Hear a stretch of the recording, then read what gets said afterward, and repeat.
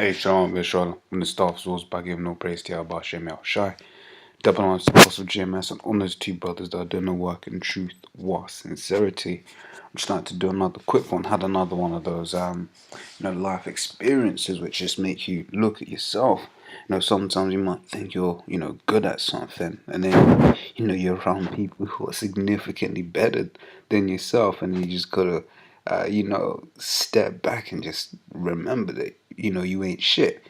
And then maybe, apply that into this truth, right? Because you get a lot of guys who fall out because they think they're great, they think they're somebody, and then when they meet people that really are someone, they lack it. They get completely bugged out. Which is why you've got to respect men in high positions, because they've got a certain level of spirit. That's why you've got to respect the apostles, namely, man, because they are. I'll even say, because I know, I've heard Apostle Tar saying he doesn't even like hearing that kind of stuff. But you know what they are, right? But they still humble about it, man. I've heard stories about how the apostles, man, pull out a chair for you and stuff, man. They're humble men, right? Basically showing that us guys down here, we've got a long way to go, man. We've got a lot of work to do. And the thing is, it's like, you sometimes you get stuck in your own world. You think, yeah, I got this truth, I'm this, I'm that. But hey, what does the scripture say? In fact, I'll start with this. Is Isaiah 64:6. It says, but we are as an unclean thing, and all our righteousness are as filthy rags, and we all do fade as a leaf, and our iniquities like the wind have taken us away. The point there is we're all as filthy rags. We ain't shit. Right, we ain't shit.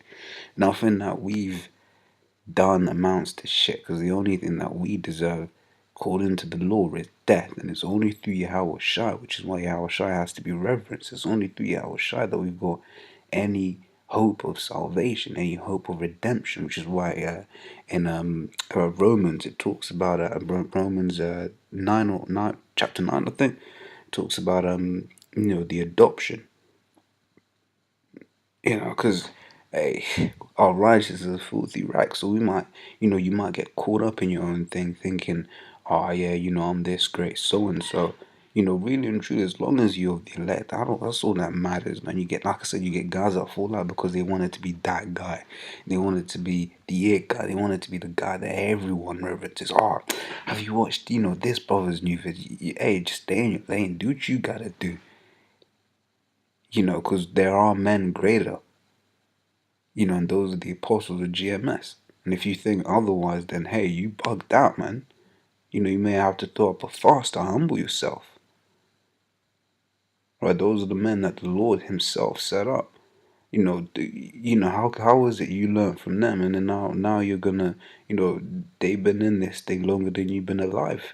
I can say that for myself, Apostle Taha, and the several of the apostles have been in this truth longer than I've been alive. I wasn't even a dirty thought in my father's head before the apostles were out in the streets teaching this word and this truth. And then if that demon ever gets on me, so what the fuck am I thinking? To think that I'm better than them? Fuck out of here, man. Sirach 3:18 says, the greater thou art, the more thy humble thyself, and thou shalt find favor before the Lord. Right. Because the more you humble yourself, because really and truly, if the apostles were proud, man, they would be like, I made it, man. I got the works, man. It's cool, man. I got the faith. It's cool, man. Yeah, I got it. But no, they don't behave like that.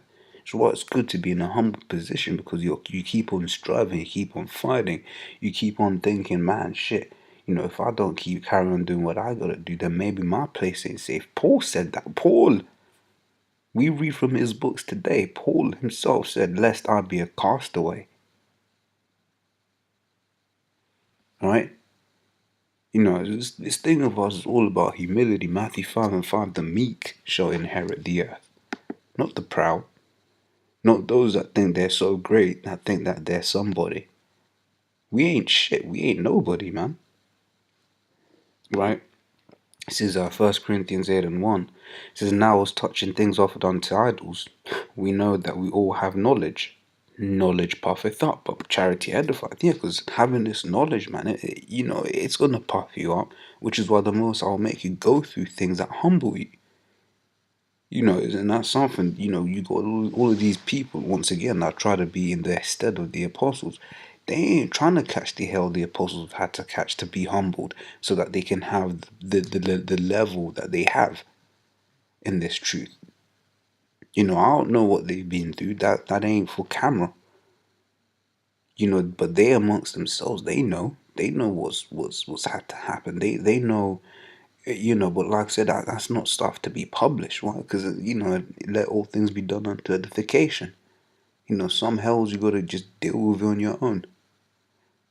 Sometimes you might, tell a story about some hell you've been catching to edify the church. But if it ain't, and you just something you gotta deal with, maybe between you and a couple brothers, brothers in your camp. But the point is, they've had to go through things to allow them to be in that position, right? And the higher you go up in this truth, man, the more hell you catch, and the more you get humbled, right? Because something that was said to me that stuck. It says, well, in fact, I forgot whether it was a brother in a camp or one of the apostles. You don't just pray and say, "Hey, can I be humble?" and then the next morning you're humble. No, you get made humble, because the word, as Apostle Gabar likes to go into, means to humiliate, and you get humiliated, man. Whatever it is, and you're just there, start looking at yourself, thinking, "Man, shit, I ain't shit." Right? It says Ephesians 2:8 says, "For by grace are ye saved through faith, and that not of yourselves, it is the gift of the Most High, not of works, lest any man should boast." Right, and that's the point, because Most High, man, he doesn't want no little guys go around just boasting of himself. No, it was the Most High that gave you the gift of faith.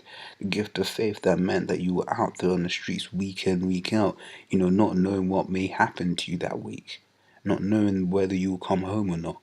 It's Spirit of the Most High that put it in you to keep on pushing these videos, not worrying about whether your boss sees it or not and fires you, but just having faith that if he does, that the Lord will provide something else.